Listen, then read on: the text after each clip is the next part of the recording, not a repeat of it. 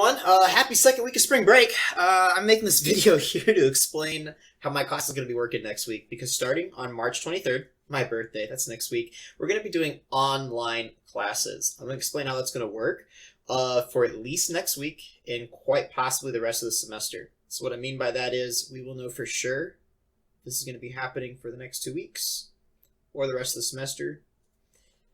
I'll get to more of that in a minute.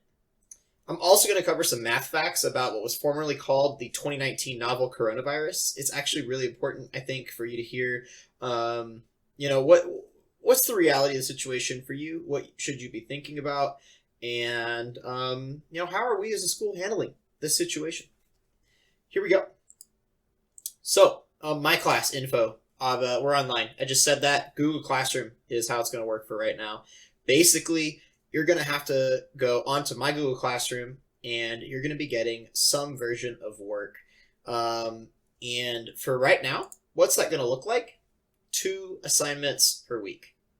It could be just to post comment or question on a video I've made. So basically, I might do something or say something funny in the video where you have to respond to me in a personal assignment that says, okay, yes, I have proof that I watched this video because I asked what your favorite color was in minute 4 and you responded with your favorite color. And that's literally all I need from you.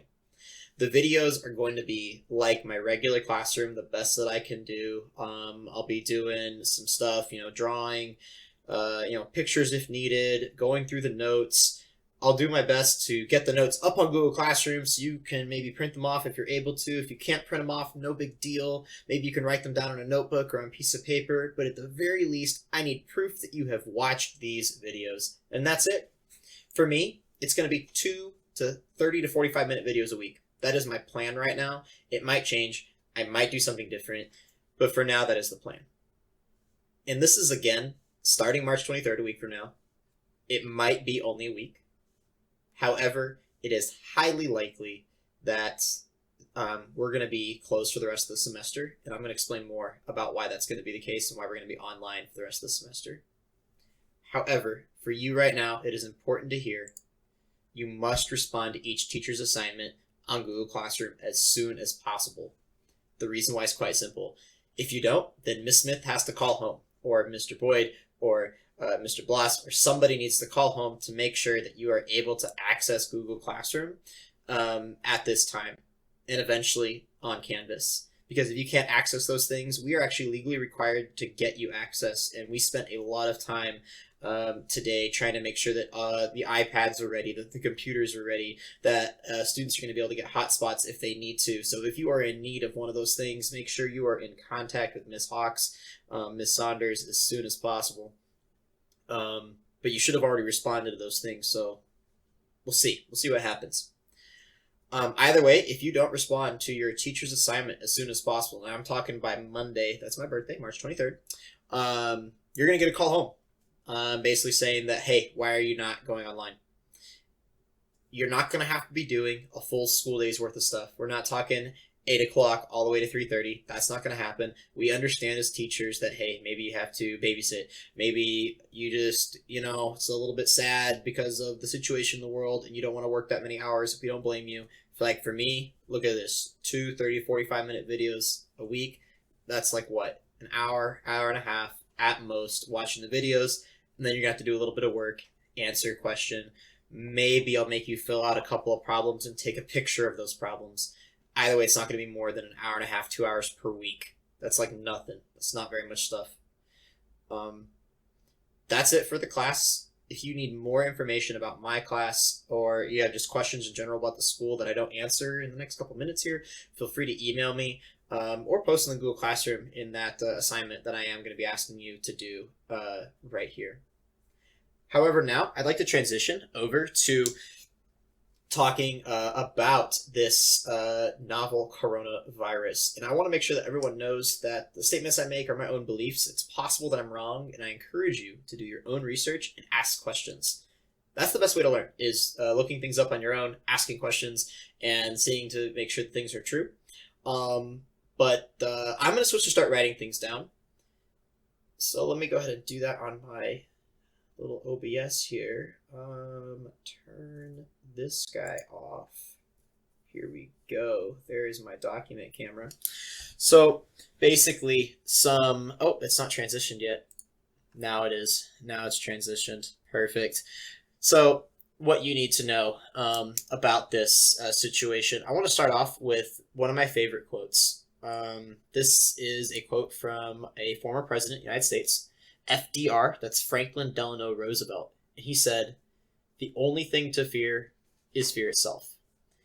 And that's kind of the situation that we're in. You really need to be in a situation of doing your best not to be afraid of the coming weeks. And I'm going to try to prove that to you with math right now, why you personally probably don't need to be afraid in the next couple of weeks. So let's talk about some statistics. I want to start off with some good news first. So China is where this started. So this started off in China, and it started on November the 17th. That is the very first day of that they have found for somebody to have this disease. As of yesterday morning, China is done. Their disease, they're saying everything's fine. We're back to business as normal. Everything is getting happy. They are literally sending supplies out to Italy. They're sending supplies out to Africa. They're sending supplies to us as a nation right now. And that was up to March the 15th. So, I mean, how many months is that? What? December, January, February, March. That is 4 months it took to go from disaster to completely contained and in a good situation. And they have more people there. They have 1.7 billion people. We only have 300 million. So they have a lot more people. So hopefully it's going to be sooner first. And that's not coronavirus, by the way. I know it's not. Be really sad if it was. However, anyways, so we have 4 months for us to solve this problem here in America.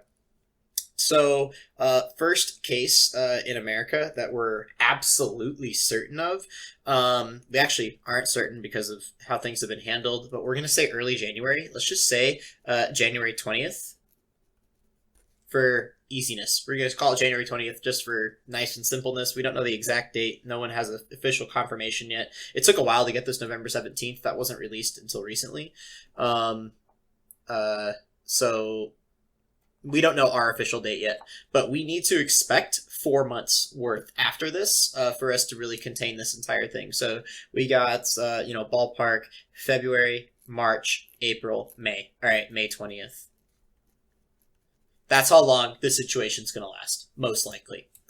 It might last a little bit longer. It might last a little bit less, but this is what we are expecting right now as a country that's with the great statisticians, the math people, statisticians, the President of the United States. Everybody is assuming that we're going to be going until the 20th of May is kind of what we're looking at right now. And what does that mean? This 4 months over here, it means that school's closed. School is closed. Okay, so school's closed, quite simple, and we're not going to reopen. That's the reality for the most part. ASU, NAU, U of A have already switched to complete online classes for all of their students, mainly because they already have the infrastructure. What that means is their professors are used to doing online things. Even our professors here at your teachers that have been doing the college classes have been using Canvas. They've done this online stuff before, so it's not going to be that big a deal. However, for many teachers, this is brand new, doing something online. Some teachers have never done any of this stuff online before and don't even have a Google Classroom, for instance. I should be fine. I've been doing these videos for a while. Hopefully, things go well for me, but who actually knows? Maybe I'm not going to be as good at this, but we'll find out. We'll see what's going to happen. Let's talk about the statistics, the numbers for you guys. The numbers. What's going to happen here? So basically, you're going to get it. Your odds of getting this virus by the end of the year are about 80%. If you don't believe these numbers, feel free to look them up on the CDC website. That is the Center for Disease. Oh, what does the CDC stand for? I need to Google this right now. It's kind of embarrassing. What does CDC even stand for? CDC. CDC is the Center for Disease and Control and Prevention. That's more than 3 letters. That is Centers for Disease Control and Prevention. Where's the P? I'm going to add the P there for it. Okay. Anyways, the point is, this guy is 80% chance to get this virus by the end of the year. So that sounds awful scary, and meaning I'm probably going to get this virus. But let's talk about why that's not that big a deal in terms of the long scheme of things, and what we need to do to prepare, and why it's important to know what's going to be going on. So first of all, there are two terms that people have been using. They've been using COVID-19, that should have been a capital O, COVID-19, and they have also been using SARS-CoV-2. These are the official names of things. This guy right here, that is the name of the virus. This guy right here is the name of the disease. Okay.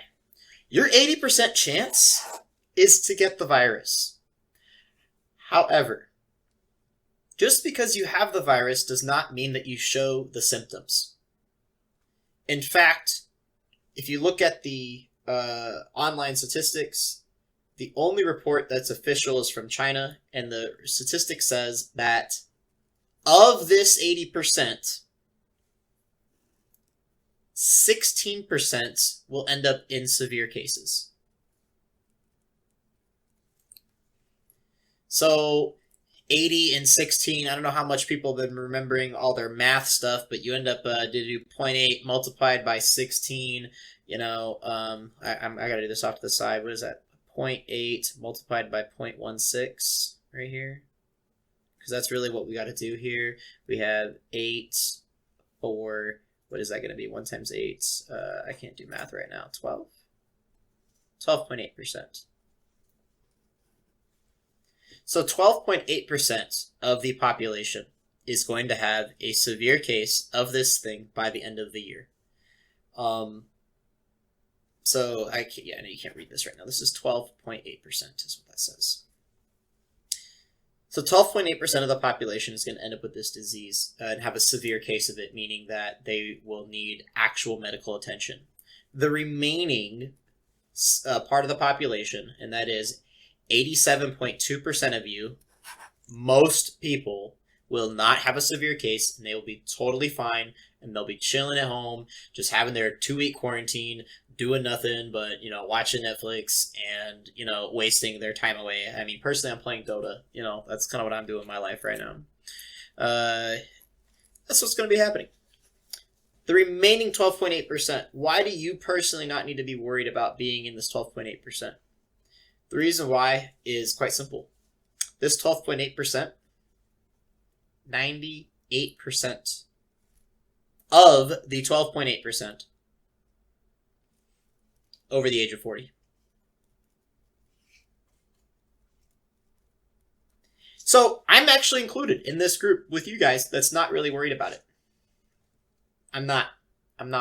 So why, if you don't need to be worried about it, are they making you stay home? Well, the deal is the people who do get it have the severe situation.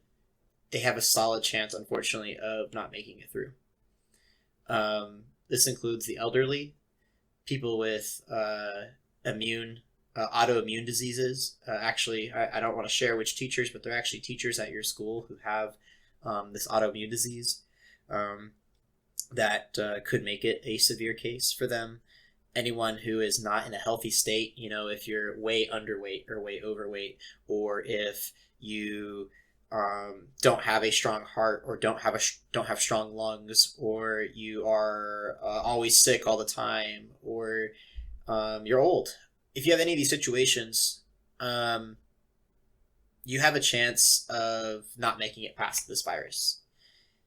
And if you are within this 80% that get it, the 87.2% of people that aren't even going to have, a situation. If you're in the 84% of people that don't have a severe case, you're still a carrier of the virus.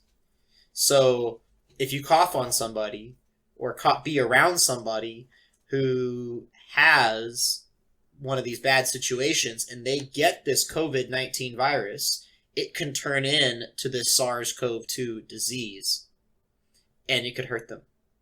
That's why we're having the schools closed.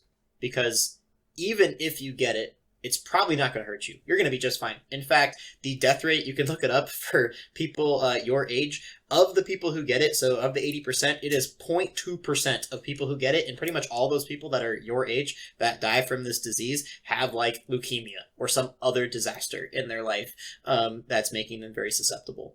So you're going to be fine. But if you get it, you could transfer it to someone who will not be fine. That's why you have to stay home. That's it. You are healthy. You're young. You're going to make it. I'm healthy. I'm young. I'm going to make it just fine.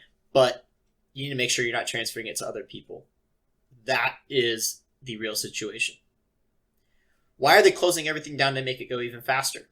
Why is this such a big problem if 87% of the people aren't going to be making it? I mean, even this is not that small. This is not that huge of a number, and it's all these old people. So why is it causing such a big panic? Well, 12.8% having the disease. If everybody got it on the same day, which thankfully is not going to happen, that is over 30 million people. Over 30 million people in this country who would need help to get it. We have 100,000 respirators in this country. What does that mean? It means, just do a little math on here, just do this number divided by that number. Here, I'll go and do the exact one on my calculator here. We got 100,000 divided by 30,000,000. That's 0.003%, or 0.3%, sorry, 0.003 of people who need the help would be able to get it. So everyone can't get this at the same time, or the hospitals are going to be overloaded with people. That's called flattening the curve. Because what's happening right now is we are in a situation where basically the number of cases is doubling every day. We call this exponential growth. For those of you in my Algebra 2 class, this would be a function. It's basically right now 2 to the x is basically what this problem is. It's something that's growing very, very quickly. And it's going way, way, way up. We need to make that not happen. We need this not to happen. We want it to like do this. We want it to turn into an S where it goes up, but it doesn't go up too fast. Because if it doesn't go up too fast and it just slows down, then everyone who needs help will be able to get it. That's the key, slowing this whole process down. How do you slow the process down? You get people to stop transmitting the disease. How do you get people to stop transmitting the disease? Gotta stay home. Seriously, you should not be leaving your house unless you have to. You might be someone who doesn't have the disease. You go out there, you get the disease. You don't even show symptoms. In fact, people your age, look it up. Look it up for yourself. 50% of the people your age who get this show no symptoms. They don't even cough. But they rub their nose. Oh, they rub their nose for a second. Oh, now the virus is on my finger, and I shake somebody's hand. Boom, just gave them the virus. Now they have the virus. They go shake someone else's hand. Oh, disaster. You need to stay home. It's so important. So please do your part. Don't be afraid of the virus itself. You're going to be fine. Try to make sure elderly around you are not going out either. And if you are going out, that you are not around elderly people at all, because that's who could hurt the most. I hope this video informed you enough of kind of what's going on and why the school's closing and all that kind of stuff. If you want more, you want me to say some more stuff about it, please let me know. You can comment, because you are required to comment as an assignment. in this class and in all the other classes. All right, thanks so much, guys. Like I said, do your own research, look it up on your own, and have a great rest of your spring break. And I will see you on my birthday in a week.